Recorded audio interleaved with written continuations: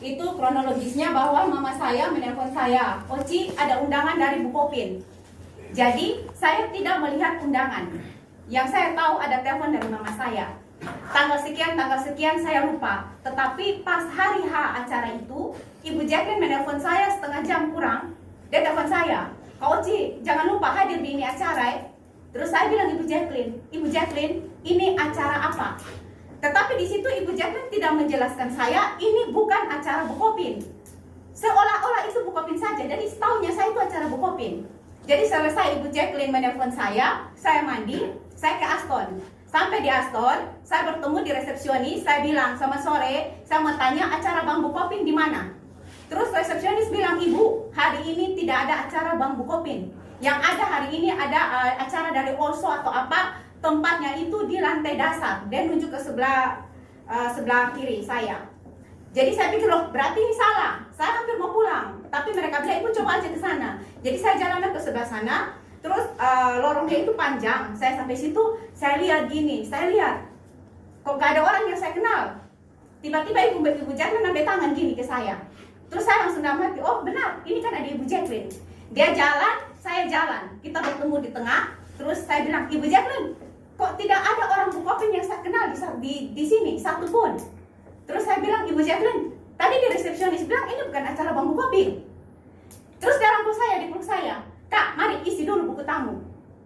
Jadi dia arahkan saya ke buku tamu. Waktu di buku tamu, penerima tamu itu tanya, Ibu mana undangan? Saya bilang saya tidak bawa undangan. Terus Ibu Jacqueline bilang sama penerima tamu itu bilang atas nama Ibu Rabeka. Jadi saya taraf di situ atas nama Ibu Rabeka. Setelah itu saya diarahkan ke sebuah tempat itu semacam foto untuk dapat cendera mata berupa foto. Ibu Jacqueline nunggu saya di situ. Setelah saya selesai foto, Ibu Jacqueline sudah nunggu saya. Jadi saya semperin Ibu Jacqueline, dia peluk saya. Kita sambil jalan, saya tanya, Ibu Jacqueline, ini acara apa? Ibu Jacqueline bilang, kakak masuk sah. Nanti sebentar acara mulai baru dijelaskan. Jadi taunya saya itu acara Bukopin. Jadi sebelum acara dimulai itu kan sambil nunggu-nunggu tamu. Mereka persilakan kita makan dulu. Ada ambil kue, snack segala macam, baru kita duduk di dalam. Jadi ketika acara mulai, baru saya tahu bahwa itu bukan acara Bukopin. Dan saya pertegas lagi, sebelum acara selesai, saya itu ada duduk di acara itu sama namanya Bapak David di sebelah saya. Sebelum acara selesai, orang pertama yang keluar dari ruangan itu adalah Bapak David dan saya. Karena Bapak David itu bilang sama saya, Ibu, ini acara tidak penting, tidak bagus ini kayak invest apa segala macam. Ayo kita pulang. Jadi Bapak David pulang dan saya pulang pas acara puncak itu. Jadi kan mereka jelaskan, begitu mereka mulai mau penawaran itu, kita pulang. Gitu. Jadi tidak ada tanda tangan atau apapun yang terjadi di situ. Saya sudah pulang. Jadi untuk kronologisnya, setahu saya itu Bang Bukopin. Sampai di rumah saya pulang. Mama ada, saya bilang, Mama, itu ternyata tadi bukan acara Bukopin. Tahu kalau gitu mending saya tidak usah pergi, buang-buang waktu saja. Setelah itu saya pulang dan hadiri acara Bukopin itu intinya sampai situ saja. Masalah mahkota atau apa atau yang oso apa itu saya rasa tidak penting saya jelaskan karena setahu saya waktu itu Bang Bukopin dan kronologisnya titik sampai di situ. Terima kasih. Ibu, waktu saat itu Ibu Jacqueline masih posisi staf Bang Bukopin ya? Bang Bukopin. Dan perlu saya sampaikan bahwa Bapak itu yang duduk sama saya, Bapak David, saya duduk sama dia itu dia bilang dia dapat undangannya dari Ibu Jacqueline. Dan beliau itu tidak salah nasabah prioritasnya Bang Bukopin juga. Ya, Bang Bukopin. Dan saya lihat di dalam ruangan itu ada nasabah-nasabah dari bank lain yang pengusaha-pengusaha. Jadi waktu itu saya berpikir bahwa ini adalah undangan dari bank-bank yang mengundang nasabah-nasabah prioritas waktu itu. Tapi setelah acara dimulai dijelaskan baru saya tahu. Oknum bank, ada staf bank bekerja sebagai staf di Bank Bukopin, lalu bekerja juga di pekerjaan lain.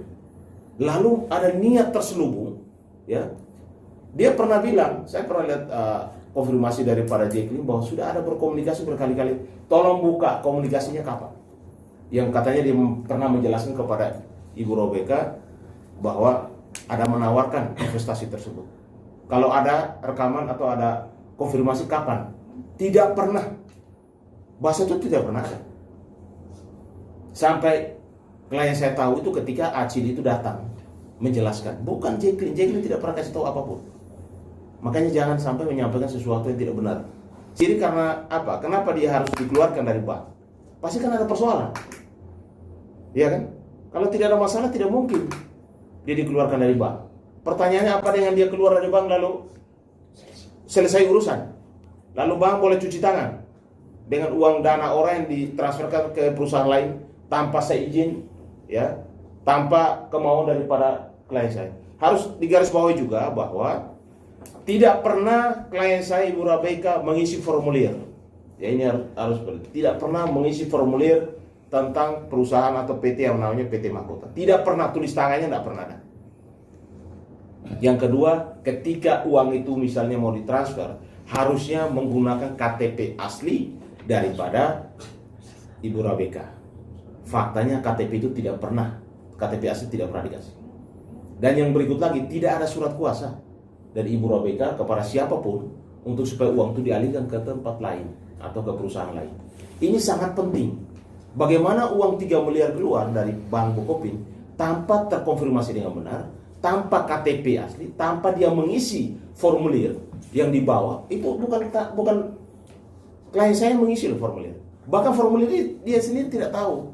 Lalu PT ini pun dia tidak pernah tahu dan tidak pernah dijelaskan. Ini PT dari mana? Tidak pernah. Karena ada kata-kata yang seolah-olah, oh sudah ada komunikasi. Kapan komunikasi? Enggak pernah ada. Kalau benar bahwa klien saya mau berinvestasi ke perusahaan lain, dia tidak mungkin akan berjuang bertahun-tahun. Udah pasti ya sudah, dijalani aja kalau memang benar seperti itu. Karena tidak benar inilah, maka dia memperjuangkan haknya. Sampai kapanpun akan diperjuangkan terus. Karena sesuatu yang salah jangan dipertahankan. Pihak bank pun harus jeli dong. Kehati-hatiannya harus ada. Masa uang 3 miliar main keluar saja, tidak terkonfirmasi dengan baik. Lalu tidak ada KTP yang asli. Lalu tidak pernah ada formulir yang diisi oleh klien saya. Lalu tidak ada surat kuasa. Ini kan sesuatu yang sangat janggal itu loh. Maka saya bilang ini ada konspirasi. Makanya harus dari Krimsus yang akan membongkar ini. Kalau persoalan di Krimum ya, di Krimum sekarang tahapannya sudah penyidikan.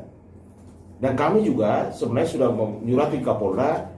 2 hari lalu kami juga sudah datangin ke PT Bank Bukopin Pusat. Saya sudah ketemu dengan beberapa legal di sana.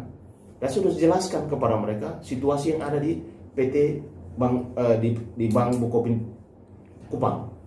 Lalu mereka menjelaskan bahwa mereka akan rapatkan ini dengan pimpinannya. Nanti mereka akan menjawab surat yang saya sampaikan dan kami akan berkomunikasi untuk menyelesaikan persoalan ini. Yang kedua, mereka juga minta maaf atas kegaduhan yang terjadi. Saya bilang, bagaimana mungkin etika dari para seorang staf bank, yang mana seorang nasabah, siapapun yang datang ke bank harusnya diterima dengan baik dan benar. Bukan justru memprovokasi, bukan justru menyampaikan hal-hal yang menyinggung perasaan orang. Orang sudah kehilangan duit, lalu ke sana mau minta klarifikasi, mau bertemu sama pimpinannya di sana. Malah dikatakan bahwa kalian itu abal-abal, uang kalian tidak akan pernah kembali. Hal ini yang harus diusut oleh pihak Bank Bukopin. Ada apa dengan oknum itu? Dia tahu sebanyak apa tentang masalah ini? Harus jelas. Karena ini menyangkut apa? Menyangkut uang orang. Yang harusnya Bank Bukopin harus bertanggung jawab, harus menjamin. Ini kesalahan siapa? Kenapa si Jacqueline itu datang sebagai orang bank, tapi tiba-tiba dia juga bekerja di salah satu perusahaan? Ini kan jadi persoalannya kan di sana. Kalau dia dari dulu bekerja di bank ya harus bank dong, kecuali dia datang pakai seragamnya PT Mahkota. Itu mungkin lain. Berarti memang pribadinya dia dong. Tapi persoalan dia datang itu pakai seragamnya seragam bank. KTA Bank Bukopin. Label stempelnya Bank Bukopin, bahkan kok surat yang diserahkan uang 10 juta itu pada saat itu juga Bank Bukopin. Lalu bagaimana kalau bank menyatakan bahwa itu oknum? Itu perbuatan oknum daripada Jacqueline. Yang saya pertanyakan itu, lalu bank mau cuci tangan begitu saja? Terima kasih sudah menonton channel kami. Jangan lupa like, share, and subscribe, dan bunyikan lonceng notifikasi untuk mendapatkan video lain.